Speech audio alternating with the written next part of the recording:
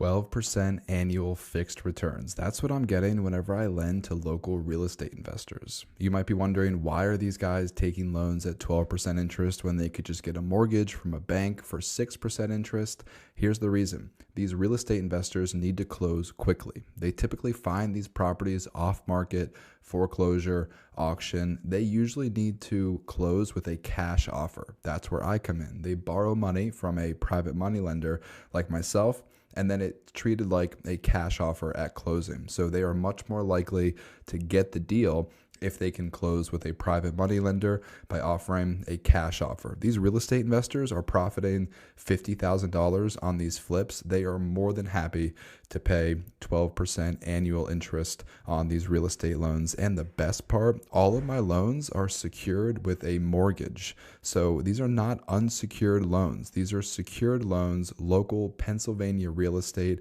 and I'm in complete control of the underwriting process, risk mitigation. That's the most important thing that I do, and I control the process. It's not like when you invest in the stock market, you can't control what the company does that you invest in. But with real estate private money lending, I can control the properties that I lend on, the real estate investors I lend to, and the area that I want to lend in. I can stick to my local real estate market. I can stick to real estate investors who I know and trust. I look at tax returns, financial reports, bank statements, pictures, scope of work, comps used to calculate the ARV. I do a very thorough underwriting job. And also, you can charge origination fees, processing fees, underwriting fees.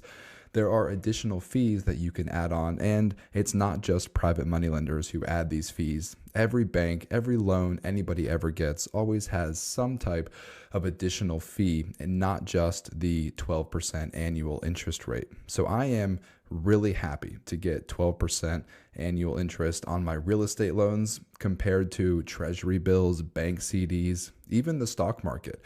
I like lending to local real estate investors. The returns are great, and I can also help other real estate investors grow their business, which is really cool.